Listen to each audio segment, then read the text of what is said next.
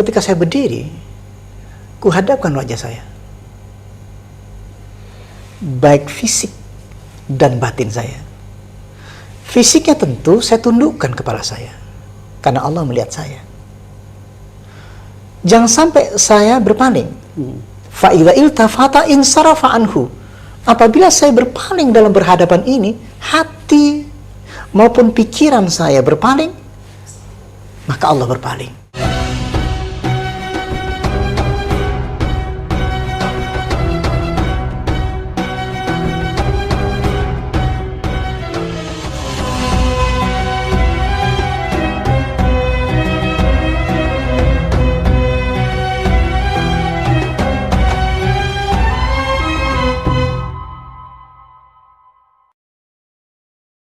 Assalamualaikum warahmatullahi wabarakatuh. Sahabat khusyuk yang dirahmati Allah, kembali kita berjumpa dalam kajian sholat seputar sholat khusyuk, Ustaz. Ya. Tadi sudah dibahas panjang soal bab berdiri, Ustaz. Dalam berdiri itu kan tentu banyak hal yang selain tadi bacaan yang nanti belum dibahas tadi soal bacaan ya, makna tadabbur bacaan. Tapi ada banyak hal juga yang tadi sempat Ustaz mengutip sebuah hadis yang mungkin saya ingin coba eksplorasi, Ustaz. Bahwa ketika berdiri orang yang tidak khusyuk tentu ingatnya kemana-mana ya. Ingatnya mungkin ke pekerjaannya, ingatnya ke persoalan hidupnya gitu ya. Dan disebutkan dalam hadis itu, kalau kita berpaling, Allah juga berpaling. Ini bagaimana? Ini jelas, jangankan khusyuk ya. Allah saja itu tidak akan mungkin menurunkan kekhusyuan ke orang-orang yang dalam sholat awalnya aja sudah tidak mengingat apa yang seharusnya dilakukan ketika awal-awal sholat itu. Rasulullah bersabda, la yazalullah azza wa jalla muqbilan 'ala al-'abdi fi sholati ma lam yaltafit fa idza iltafata insarafa anhu. Ini penting sekali. Allah senantiasa menghadapkan wajahnya kepada wajah hambanya. Berarti ada dua nih. Ada Allah yang selalu menghadapkan wajahnya, senantiasa memantau kita, senantiasa menghadapkan kepada hambanya yang juga saling menghadapkan. Contoh gampangnya nih, biar ekspresinya biar kena gitu. Allah senantiasa menghadapkan wajahnya kepada wajah hambanya yang sedang sholat. Apa yang saya rasakan ketika saya berdiri, kuhadapkan wajah saya, baik fisik dan batin saya. Fisiknya tentu saya tundukkan kepala saya, karena Allah melihat saya. Jangan sampai saya berpaling. Fa idza iltafata insarafa anhu. Apabila saya berpaling dalam berhadapan ini, hati maupun pikiran saya berpaling, maka Allah berpaling. Perhatikan kata-kata berpaling. Bagi orang beriman, Allah meninggalkan kita itu, orang beriman langsung terasa. Kita buktikan. Ketika ala bi dzikrillahi tatma'innul qulub, maka Allah turunkan tenang ke dalam hati orang yang berdiri tadi. Karena zikir itu tatma'innul qulub, menghasilkan ketenangan. Ketika Allah berpaling, tenang itu dicabut. Ketika Allah berpaling, tenangnya diambil. Karena ketika zikir pada Allah, itu berhadapan-hadapan dengan Allah, hatinya tenang. Huwallazi anzala sakinah. Allah menurunkan ketenangan itu ketika berhadapan-hadapan. La yazalullah, sungguh Allah menghadapkan wajahnya kepada wajah hambanya. Benar-benar ya. Ini saya, kemudian Allah menurunkan getaran. Ketika berhadapan begini, kita saja begini, ada getarannya, ada vibrasinya. Sekarang saling kenal. Kemudian kita punya tujuan tertentu karena ada pekerjaan yang sama harus dikerjakan, kerjasamanya ada, maka ada getaran penuh daya keduanya itu, memiliki daya. Tapi ketika sudah Kang Khalis kurang suka, ya katanya saya cuman ngelengas, pasti Ustaz ada ini ngapain ini ngapain kayak gitu kan, kayaknya nggak serius banget gitu ya. Allah pun bisa ditangkap dalam hatiku. Sakinah kan ditangkap, bisa ditangkap. Huwallazi anzala sakinah, huwa itu Allah. Allah turunkan sakinah ke dalam hati orang beriman. liyazdadu imanan ma'a imanihim, untuk menambah keimanan iman yang kemarin. Suami istri itu bentuknya secara fisik, iya, tapi hakikatnya batin. Kita menikahi seorang wanita itu karena batinnya, ada getarannya. Walaupun dia cantik, walaupun itu ganteng, tapi kalau nggak ada vibrasinya, Terasa saja. terasa. Kalau istri, kebetulan istri ya, kalau suami sudah mulai serong itu udah ketahuan, batinnya sudah. Iya, serong kan berpaling. Allah juga, kalau kalian serong, Allah berpaling. Nah, kita pelajari getaran ini. Jadi saat ketika kita berdiri, tiba-tiba ada terlintas di pikiran kita urusan kantor, urusan rumah tangga dan lain sebagainya. Ngelamun lah itu. Ngelamun gitu ya. Iya. Udah awal-awalnya udah bisa gitu, tapi tiba-tiba ada yang muncul begitu. Itu dan tiba-tiba juga Allah akan meninggalkan kita ya, berpaling dari kita. Iya, tadi dalilnya mengatakan begitu. Jadi la taqrabus salata wa antum sukara hatta ta'lamu ma taqulun. Jangan kau dekati salat wa antum sukara, sedang engkau dalam kondisi tidak sadar. Syaratnya apa? Hatta ta'lamu ma taqulun. Sampai kamu ngerti apa yang kau ucapkan. Lah sekarang kadang-kadang mulut kita kan ngomong tuh, tapi pikiran kemana-mana. Ini udah gak ketemu lagi nih. Allah pasti meninggalkannya. Maka harus segera kembalikan lagi. Maka di sini hukumnya wajib. Jadi wajib itu gak sama dengan rukun. Iya. Kalau rukun harus diulangi sholatmu, tapi kalau wajib kita harus kembalikan. Berusaha berapa persen ya Rasul? Nisfuha, thuluthuha, rubu'uha, khumusuha, sampai usruha, sampai sepersepuluhnya, separuhnya, sepertiganya, seperempatnya, seperlimanya. Kadang ketika pas Allahu Akbar ngelamun, balik lagi, tarik. Iya. Kata itu namanya jihad di dalam khusyuk. Jihad. Sama dengan kita berperang dalam jalan Allah. Iya. Ketika jihad gitu kan, kan tidak diwajibkan untuk menang. Yang wajib itu berangkatnya, jihadnya. Jangan-jangan kita belum sempat menebas lawan atau menembak lawan, kita mati duluan, dakhalul jannah. Keberusahanya itu, niatnya itu. Beda yang rukun-rukun tadi kan. Yang rukun-rukun tadi itu tidak boleh separuhnya. Harus diulang ya. Harus diulang gitu kan. Makanya seluruhnya harus sempurna. Tapi kalau yang sifatnya tadi berupa bacaan, kita ngelamun, di situ berjuang di situ. Makanya selalu ketika engkau melamun, insarafa anhu, Allah pergi meninggalkan lamunanmu. Tapi kau ketika kembali lagi, Allah kembali lagi terus begitu. Dan itu kasih sayang Allah tadi ya. Itulah. Artinya tidak kemudian kita setelah melamun kemudian bablas sampai akhir gitu. Iya. Itu yang jadi masalahnya kan kalau dari awal, atau yang tidak menyadari gini, bodoh lah, yang penting aku udah sholat. Kalimat itu bahaya sebenarnya. Kalimat itu menandakan dia tidak peduli terhadap kehusyuannya, dia tidak peduli dengan keimanannya, maka dia orang munafik. Tidak ada usaha. Atau yang penting saya sholat. Kata-kata ini sederhana kadang-kadang kita lontarkan. Yang penting aku sholat, yang penting aku memenuhi kewajiban saya, rukun-rukun saya, yang penting saya sudah terpenuhi, yang penting aku sholat, misalkan contoh seperti itu. Itu sudah menjadi kemunafikan sebenarnya. Innal munafiqina yukhadi'una Allah wa huwa khadi'uhum. Wa idza qamu ila sholati qamu kusala. Yura'una an-nas wa la yadhkuruna Allaha illa qalilan. Sesungguhnya orang munafik itu menipu Allah. Dan Allah akan balas tipuannya. Wa idza qamu ila sholati, dan apabila dia bersalat, qamu kusala. Dia berdirinya itu malas sekali. Dia tetap sholat, tapi malas. Kata Allah, nggak saya terima. Kamu munafik. Wala yadhkuruna Allah. Kenapa? Kamu tidak zikir kok dalam hatinya. Walaupun lisan yang ngomong Allahu Akbar.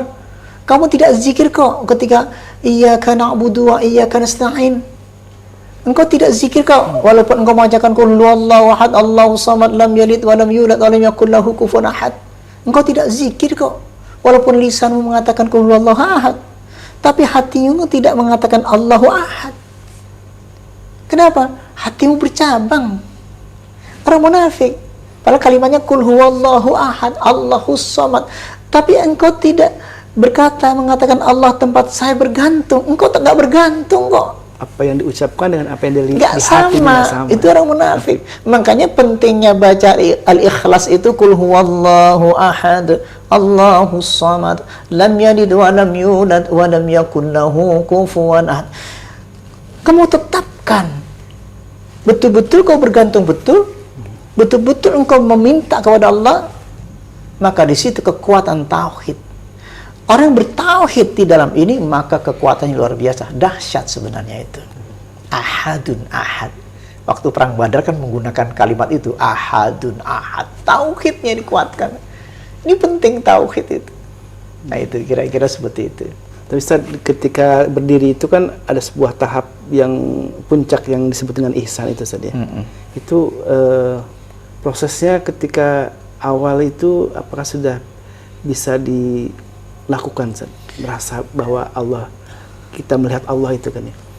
Anta'budullaha ka'annaka tarahu fa illam takun tarahu fa innahu yarak.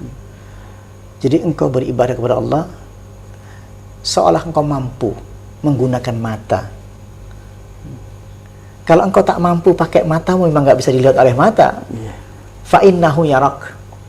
Sesungguhnya dia melihat engkau. Artinya sama nyambungnya kepada ayat tadi, alladzi yaraka hina taqum wa taqallubaka fi sajidin. Yang melihatmu di saat berdiri salat, ia melihatmu saat rukuk, ia melihatmu saat i'tidal, ia melihatmu saat sujud, sampai ia melihatmu dimanapun kau berada.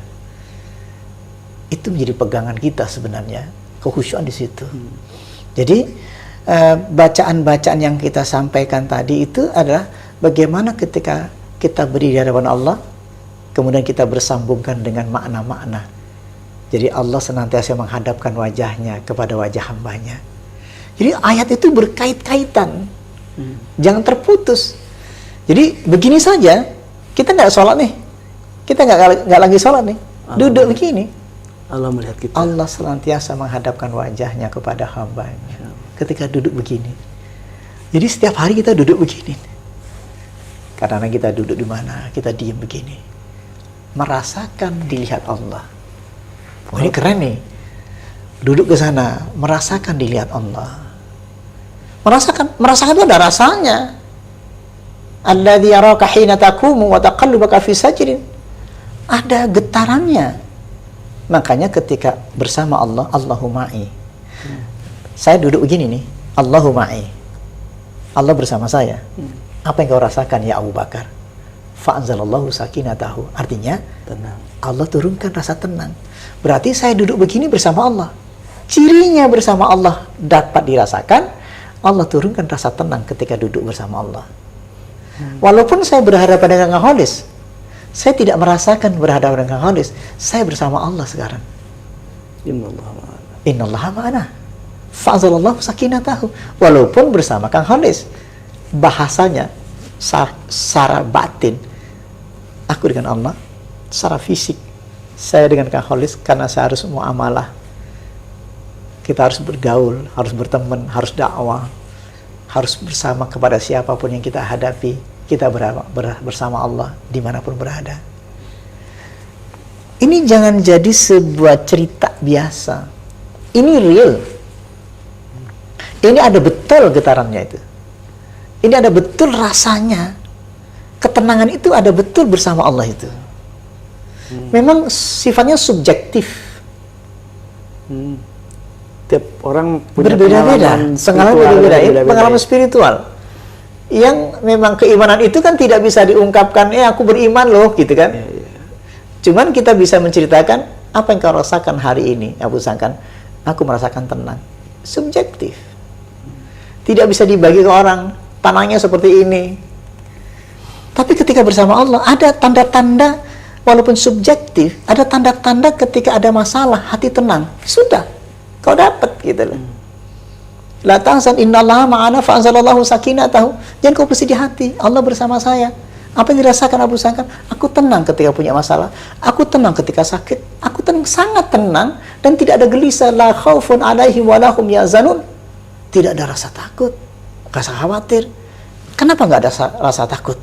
Ya mau ngapain lagi? Aku mau sama Allah kemana-mana sampai mati. Wala tamutunna illa wa antum muslimun. Jangan kau mati dulu kalau sampai kau merasakan ini. Insyaallah. Itu yang kita pakai. Insyaallah, Ustaz. Jadi kalau kita punya rasa dilihat oleh Allah, tentu nggak mungkin kita berpaling saja. Nggak mungkin berpaling karena nggak mungkin. Rasa dilihat sama Allah. Cuman kita kadang-kadang begini, wah susah Ustadz. Nah itu sering mematahkan ilmunya sendiri. Sudah ngaji nih, 1 hari, 2 hari, berbulan-bulan kita ngaji, ujungnya satu, curhat dong. Itu yang kadang-kadang ya Allah gitu. Pusing saya dengerinnya gitu. Tiba-tiba curhat. Lah, selama kita ngaji berbusa-busa, menceritakan keimanan berbusa-busa, menceritakan hasilnya ketika bersama Allah itu innallaha ma'ana fa'anzalallahu sakinatahu, berbusa-busa itu mulut. WA tuh. Ustadz, saya masalah dengan suami saya, Ustadz, saya masalah dengan istri saya, Ustadz, saya punya problematika, mati ya gitu. Itu yang jadi saya ini orang mau ngapain selagi udah semua ada yang 40 tahun, ada 50 tahun, ada 60 tahun, 70 tahun masih punya masa. Bingung kitanya. Sebenarnya ini menjadi masalah. Kajian ini kadang-kadang nggak penting jadinya gitu loh. Jadi kita berbusa-busa ngomongnya, mestinya ini kan sebuah ilmu pengalaman. Dan jadi memang tanda-tanda itu harus ada, penting tanda-tanda itu. Harus gitu. Dipraktekkan. Harus dipraktekkan. Jadi ilmu iman itu ilmu praktek gitu loh. Sama ini, kita bikin menjadi chef. Menjadikan resep-resep yang enak. Tetapi orang itu bertanya terus. Saya bilang, ini harus dimakan. Kalau engkau tanya terus resep itu, saya ganti lagi. Enaknya bagaimana? Gimana rasanya enak? Enak kok ditanya. Makan. Prakteklah masak langsung ya. Praktek masak, cicipin. Ada asin atau kurang asin, manis atau kurang manis. Sedap atau tak sedap. Wah, ini kadang-kadang nggak nyambung. Ini bahayanya kalau kita belajar mengaji, kalau hanya mengaji terus. Kalau ayat-ayat itu isinya praktek, perhatikan aja. Huwallazi anzalas sakinata fi qulubil mu'min. Jangan ditanya. Dia Allah turunkan rasa tenang ke dalam hati orang beriman. Ente tenang nggak? Nggak ada, salah. Ada masalah. Ada masalah gitu kan. Walakinnallaha habbaba ilaikumul iman wa zayyanahu fi qulubikum wa karraha ilaikumul kufra wal fusuq wal isyan. Tetapi Allah turunkan rasa cinta dan iman ke dalam hati. Dan kejahatan dalam hatinya dicabut sama Allah.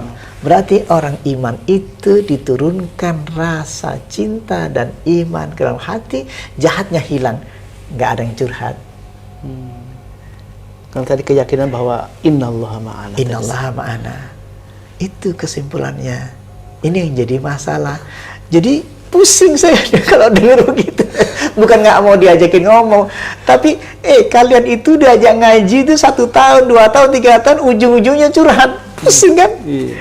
Padahal dalam kajian salat khusyuk itu yang tadi tujuannya itu harus mempraktekkan alladzi yaraka hina taqumu wa taqallubaka fi sajidin la yazalullahu azza wa jalla muqbilan 'alal 'abdi fi salati ma la yaltafit fa idza iltafata insarafa anhu. Kan hadisnya jelas semuanya. Allah senantiasa menghadapkan wajahnya kepada wajah hambanya. Ya udah itu aja sudah. Selama sang hamba nggak berpaling. Fa idza iltafata, kalau sang hamba berpaling insarafa anhu, Allah berpaling. Mesti ngeri, takut nih. Takut. Ada cirinya nggak Allah berpaling? Ada. Hatinya mengeras. Wa may ya'su an dzikri rahman nuqayyid lahu syaitanan fahuwa lahu qarin. Barang siapa lupa sama Allah, kukirimkan setan duduk dalam hati. Jadi orang yang curhat sana sini galau, nah, itu salah satu ciri tadi. Kata Allah, aku yang ngirimkan setan hatimu sehingga kau galau. Itu harus bertobat segala. Iya. Masya Allah. Mudah-mudahan bermanfaat ya. Terima kasih Ustaz. Jadi sudah jelas bahwa rasa dilihat oleh Allah itu harus menjadi kunci ya, untuk meraih kekhusyuan. Intinya berarti kalau kita ada rasa selalu dilihat oleh Allah, maka kekhusyuan itu akan lebih mudah diraih saja.